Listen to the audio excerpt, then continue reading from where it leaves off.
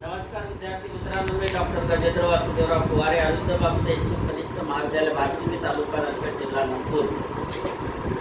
आज आपण वर्ग 12वीच्या विषय मराठीच्या संदर्भामध्ये भाग 3 मध्ये जो एक विशिष्ट वाङ्मय प्रकारचा उल्लेख केलेला आहे त्या साहित्य प्रकाराच्या संदर्भात चर्चा करणार आहोत. आणि आपल्याला एक उत्कृष्ट साहित्य प्रकाराचा इथे अभ्यास करायचा आहे, त्याचं नाव आहे कथा. विद्यार्थी मित्रांनो, कथा आता प्रारंभी जेव्हा आपण एखादी शिकवण देण्यासाठी बोध देण्यासाठी कथालेखन करत होतो किंवा आपण जेव्हा छोटे होतो तर आपले आजी आजोबा आपल्याला कथा सांगायचे, त्या कथेच्या दृष्टिकोनातून आपण ऐकायचो. कथा हा मजेशीर आणि सुंदर असा प्रकार आहे, साहित्य प्रकार आहे. आणि यातून अनेक गोष्टी आपण हे करू शकतो, अनेक गोष्टी आपण साध्य करू शकतो किंवा अनेक गोष्टीचं आपल्याला म्हणजे अनेक गोष्टीचं आपल्याला आकलन करता येते. कथा सांगण्याची एक विशिष्ट लय होती. विद्यार्थी मित्रांनो, आपली आजी जेव्हा आपल्याला घेऊन बसायची किंवा आजोबा घेऊन बसायचे आणि म्हणायचे, आटपाट नगर होते, तेथे एक राजा राहत होता, त्याला 2 प्रकारच्या बायका होत्या, एकीचं नाव आवडती, दुसरीचं नाव नावडती. असे जेव्हा कथा सांगायचे ना आपण ऐकायचो, फार सुंदरतेने ऐकायचो. आटपाट नगर होते, तिथे एक राजा राहत होता. आटपाट नगर होते, तिथे एक राजा राहायचा.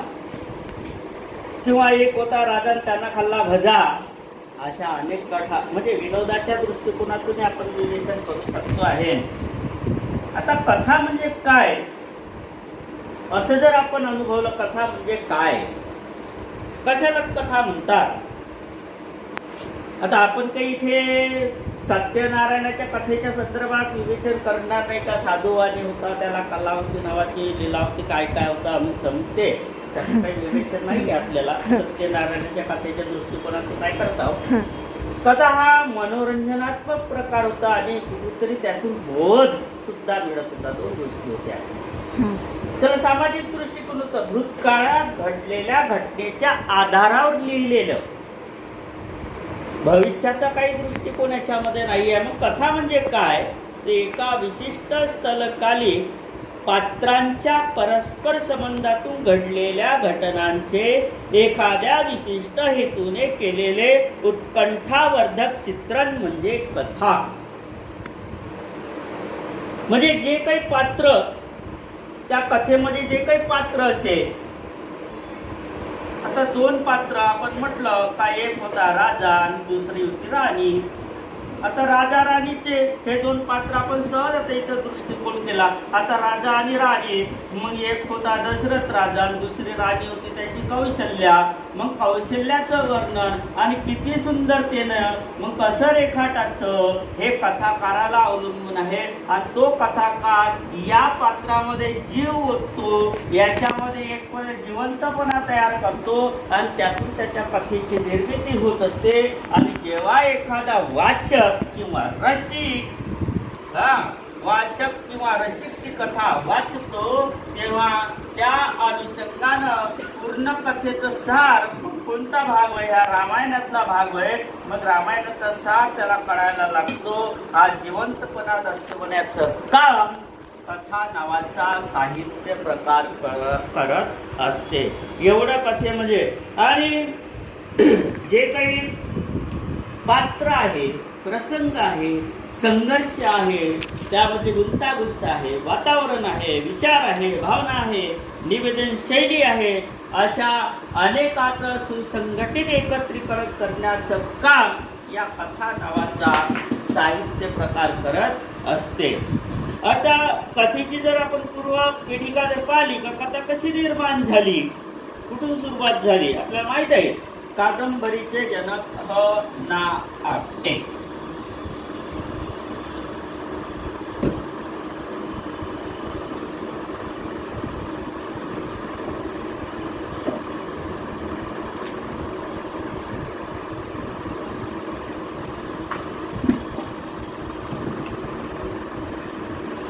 जनक होते ह ना पूर्ण नाव हरिनारायण आपटे आणि यांची पहिली कादंबरी होती मधली स्थिती. एका विधवा स्त्रीचा विवेचन त्यांनी या कादंबरीच्या माध्यमातून केलेलं आहे हना आपटेंनी. आणि याच हना आपटेंनी 1890 मध्ये इसवी सन लक्षात घ्या 1890 मध्ये करमणूक नावाच्या नियतकालिकामधून कथा लेखनास प्रारंभ केलेला आहे.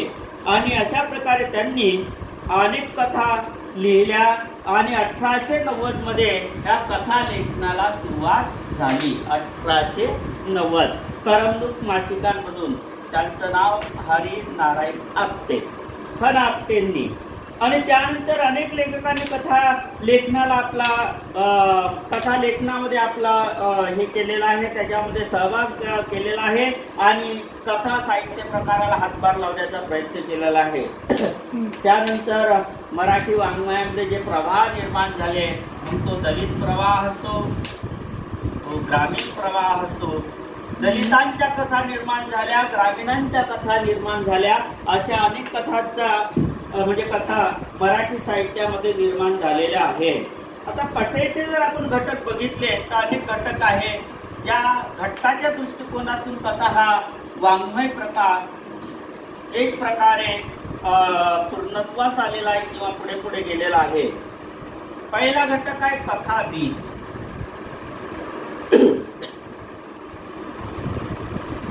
कथा बीज म्हणजे आपण कोणता विषय घेतला त्या विषयाच्या अनुषंगाने ते कथा आपण लिहित असतो. जसं आपल्याला माहित आहे सुप्रसिद्ध कथा लेखक गंगाधर गाडगीळ.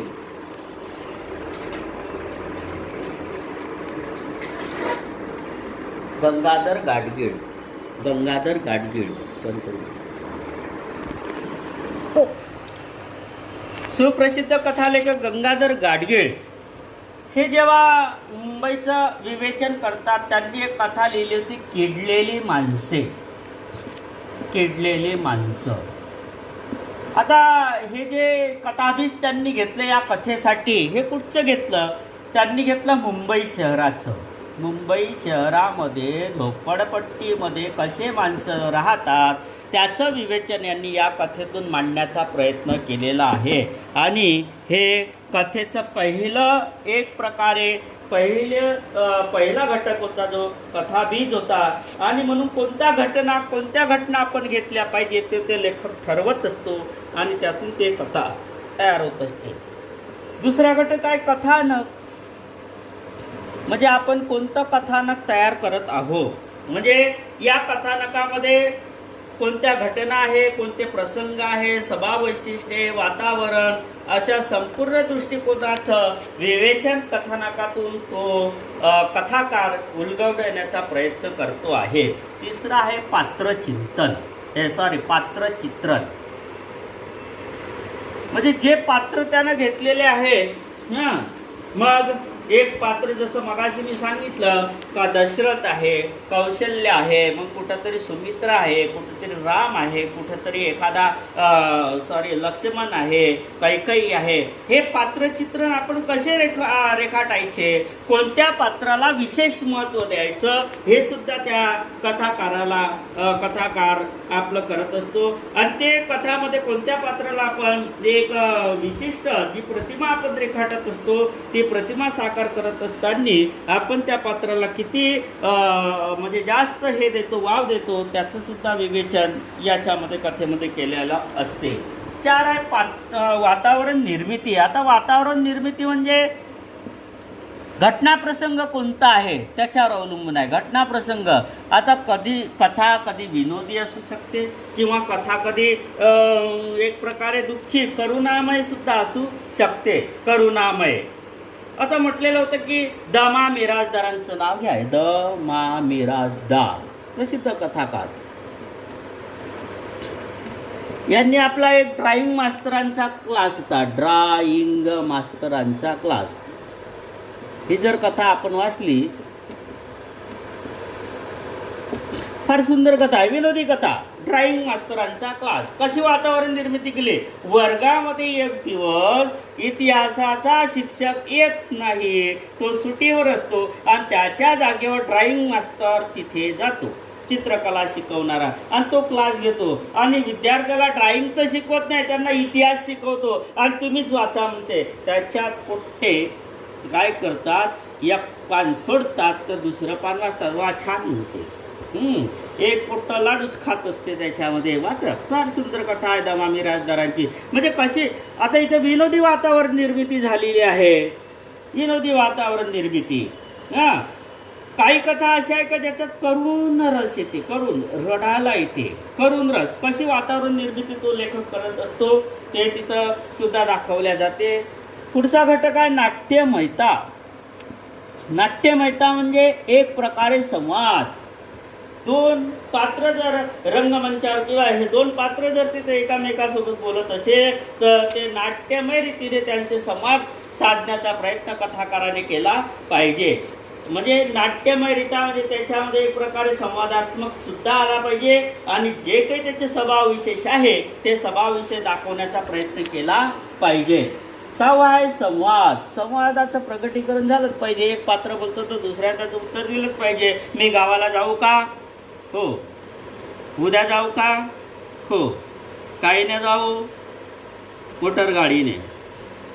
मग घरून कैसा किती वाजता निघो? 6. संवाद. एक दोन पात्र बोलत आहे, रामा आणि श्यामा, आणि त्या दृष्टिकोनातून आपण सुद्धा संवादाचं एक वैशिष्ट्य या कथेमध्ये दिसलं पाहिजे. आणि शेवटचा घटक आहे तो आहे भाषा शैली. भाषा कशी असली पाहिजे? कथेच्या अनुषंगाने भाषा आहे. भाषा कोणती असू शकते? प्रमाण मराठी वेगळी गोष्ट आहे, पण मराठीच्या लेखी भार आहे, एवढ्या लेखी आहे. मग ती कोकणी असो, पुणेरी असो, डांगी असो, अहिराणी असो, वराडी असो, म्हणजे अशा प्रकारे नागपुरी असो, कोणत्याही भाषा शैलीतून ती कथा साकार होत असते. आणि अशा प्रकारे वरील घटकाच्या नंतर आपण कथेचं जर आपण परिमार्जन पाहिलं तर कथेचा प्रारंभ कसा असला पाहिजे, म्हणजे सुरुवात का जेणेकरून रसिकाला ती कथा वाचण्यात आवड आली पाहिजे की पुढं काय घडणार आहे. मग मध्यंतरात कथा कुठं येऊन ठेपली पाहिजे आणि त्याचा शेवट कसा झाला पाहिजे का जेणेकरून रसिक त्या कथेमध्ये आकर्षित झाला पाहिजे. विद्यार्थी मित्रांनो, यानंतर आपण कथेच्या वैशिष्ट्याकडे वळूया. कथेची वैशिष्ट्ये. आता मराठी कथेचं जाळं खूप समृद्ध आहे, आपण बघणारच आहोत कसं कसं आहे. कथेचं सगळ्यात पहिलं वैशिष्ट्य जे आहे ते आहे मनोरंजन करणे. मी अगोदरच सांगितलं, आपले आजी आजोबा जेव्हा आपल्याला कथा सांगायचे, आणि त्या कथेतून मनोरंजन हाच एक महत्त्वाचा भाग होता. म्हणजे ती सांगण्याची जी पद्धत होती त्या आजी आजोबाची, म्हणजे एखादा पोरगा जर लहानसा रडत असता तर मग त्याला कथा सांगून चूप करायचे. ऐक, मी एक कथा सांगतो. जसं मी मगाशी म्हटलं ना, 8 नगर होते, तिथे एक राजा राहत होता. त्या राजाला 2 राणी होत्या. एकेचं नाव आवडती, दुसरीचं नाव नावडती, वगैरे वगैरे जे काही असेल. आणि यातून काय करायचे, ते मनोरंजन करण्याचा प्रयत्न करायचे. म्हणजे अशा प्रकारे मनोरंजन हे कथेचं काय आहे, वैशिष्ट्य आहे. मनोरंजन. दुसरा पार्ट आहे याचा एक प्रकारे सुसंस्कार. सुसंस्कार घडतात. जसं मगाशी म्हटलं का, दशरथ, कौशल्या, रामाची जर कथा असेल, श्रीकृष्णाची कथा असेल, अजून कोणा एखाद्या राज्याची कथा असेल, विक्रमादित्याच्या कथा आपल्याला माहित आहे, अकबर बिरबलाच्या कथा आपल्याला माहित आहे. त्या कथा जेव्हा आपण वाचतो त्यातून आपल्याला प्रेरणा मिळते, स्फूर्ती मिळते, बोध मिळते, ज्ञान मिळते. आणि असे याचबरोबर जे काही मूल्य आहे, कोणते मूल्य? मानवता मूल्य असो, सत्य असो, समता, न्याय, स्वातंत्र्य, बंधुता, अशा अनेक मूल्यांचा आपल्याला काय होतो, सुसंस्कार या कथेच्या माध्यमातून होत असतो. आणि कथा त्यानंतर आहे, कथा वाचकाची उत्कंठा वाढवते. उत्कंठा, जसं मी मगाशी सांगितलं तुम्हाला की सुरुवात त्याची कशी आहे, प्रारंभ कसा आहे, या प्रारंभाच्या दृष्टीकोनातून दृष्टिकोनातून मध्यावर आल्यानंतर शेवटपर्यंत आपल्याला शेवट जेव्हा होते तर शेवट काय होऊ शकते हे आपल्याला माहिती. आपण जेव्हा टी व्ही मालिका एखादी बघतो त्या टी व्ही मालिकेमध्ये एखादं कथानक असते आणि ते कथानक जेव्हा आपण पाहतो तो जो डायरेक्टर असतो, जो निर्माता असतो, दिग्दर्शक असतो, तर तिथं आणून सोडतो त्याला की पुढच्या पार्टमध्ये काय होईल ते म्हणजे ऐकून पाहणं खूप आवश्यक असते. त्यानंतर एक कथा एक केंद्रीय असते. एक केंद्रीय असते कथा, म्हणजे त्याला दुसरा केंद्र, म्हणजे हे का आहे की नाटकाप्रमाणे ती बहुकेंद्री नाही आहे. नाटकामध्ये अनेक चित्र आपल्याला पलटताना दिसेल. वास्तविक नाटक एकाच रंगभूमीवर होऊन राहिलेलं आहे, पण कुठंतरी तिथचे पडदे, तिथचा हे आपला शो थोडासा चेंज होताना दिसतो. इथे तसं नाही आहे, आपण एकाच केंद्रामध्ये आहोत. आणि कादंबरीमध्ये सुद्धा अनेक भाग, आज नागपूर दाखवलं असेल तर उद्या औरंगाबाद दाखवतात. म्हणजे कादंबरीमध्ये उद्या औरंगाबाद दाखवतात, परवा दिल्ली दाखवतात. की इथचा नागपूरचा तो जो कोणी पात्र होतं, ते जो कोणी नायक होता, तो नायक उद्या दिल्लीला गेला. तिचा कार्यक्रम कथेमध्ये असं नाही, कथा एक केंद्रीय आहे, त्याचं ठरलं आहे. नागपूर तर टोटल नागपुरामध्ये घडणार आहे. भूतकाळाशी लिहिली जाते. पुढचं वैशिष्ट्य भूतकाळ म्हणजे जे काही झालेलं आहे, घडलेलं आहे, त्यावरच आधारित कथा लिहिली जाते. त्या व्यतिरिक्त ती लिहिली जात नाही. पुढे घडणार काय ते माहित नाही कथेला. जे घडलंय त्याचं आणि जीवनाचा वेध घेते. जे काही जीवन आहे त्या जीवनाचा वेध घेण्याचं सामर्थ्य कथेमध्ये आहे. हे सुद्धा कथा या वाङ्मय प्रकारामध्ये आहे. आणि सरते शेवटी जे काही आहे, जे काही श्रवणती आहे, त्यातून कथा सादरीकरण करते. अशा प्रकारे ही कथा सादरीकरणाच्या माध्यमातून लोकांपुढे येते. आता ती वाचकांच्या आणि रसिकांच्या दोन गोष्टी वेगवेगळ्या आहेत. आता जी कथा सांगत असताना जो कथाकार आहे त्याला सुद्धा खूप मोठं हे लागते आहे. तो कोणत्या पद्धतीने आपली कथेचं सादरीकरण करतो, ज्याला कथाकथन म्हणतो. सादरीकरण करण्याचे अनेक हे आहे. तर ती सादरीकरण म्हणजे एक कला आहे. आणि ती कला, तो सादरीकरणाची जी कला आहे त्याची, ते कोणत्या प्रकारची आहे ते सुद्धा महत्त्वाचे आहे. का कोणत्या प्रकारे तो सादरीकरण करतो, ही कला जो आत्मसात करतो, ती कला फार महत्त्वाची आहे. आणि कथाकथन क्षेत्रामध्ये त्याला फार महत्त्व आहे. आणि एक प्रकारे जो कथाकार आहे, जो आपली कथा सादर करतो, ती कथा सादर करत असताना त्याला अभिनयाची सुद्धा जोड द्यावी लागते. आणि या अभिनयातूनच त्याची कथा योग्य श्रेष्ठ दर्जाची होते. आणि वाचकांना या कथानकांचा किंवा कथा वाचनाचा आनंद फार चांगल्या तऱ्हेने मिळू शकतो. आणि म्हणूनच विद्यार्थी मित्रांनो, भाषा सौंदर्य असो, आशय सौंदर्य असो, अभिव्यक्ती विशेष असो, सादरीकरण असो, मनोरंजन असो आणि बोध या अनेक विषयाच्या दृष्टिकोनातून कथा हा वाङ्मय प्रकार आज लोकप्रिय झालेला आहे. आणि या लोकप्रियतेच्या दृष्टिकोनातून मी काही कथाकारांची नावं तुम्हाला सांगतो. आणि ते कथाकार म्हणजे ज्यांनी आपापल्या कथा लोकप्रिय, त्यांच्या कथा लोकप्रिय झालेल्या आहेत, ते म्हणजे एक ना. सी. फडके म्हणजे नारायण सीताराम फडके, वि. स. खांडेकर, विष्णू सखाराम खांडेकर, ए. गो. जोशी, कुसुमावती देशपांडे, विभावरी शिरूरकर, पुबा भावे, मालतीताई दांडेकर, वामनराव चोरगडे, श्रीज जोशी, अरविंद गोखले, अण्णाभाऊ साठे, शंकरराव खरात, जी.ए. कुलकर्णी, गंगाधर गाडगीळ, शंकरराव पाटील, द.मा. मिराजदार, व्यंकटेश माडगुळकर, विद्याधर पुंडलिक, वापू काळे, मधुमंगेश कर्णिक, विजया राजाध्यक्ष, ज्योत्स्ना देवधर, शैलजा राजे, वामन गोवाळ, जयंत नारळीकर, आशा बगे, रा. बोराडे, गौरी देशपांडे, योगीराज वाघमारे, भास्कर चंदनशिव, उर्मिला पवार, भारत सासने, सानिया, प्रतिमा इंगोले, अप्पासाहेब खोत, आसाराम लोमटे असे अनेक कथाकार मराठीमध्ये होऊन गेले आहे का ज्यांच्या कथा लोकप्रिय आहे. आणि त्या कथा लोकप्रिय होऊन त्यांनी रसिकांनी, मराठी रसिकांनी किंवा वाचकांनी त्यांना डोक्यावर घेतलेलं आहे. आज येथेच थांबतो आणि पुढच्या भागात आपण वपू काळेंची शोध नावाची कथा पाहूया. धन्यवाद.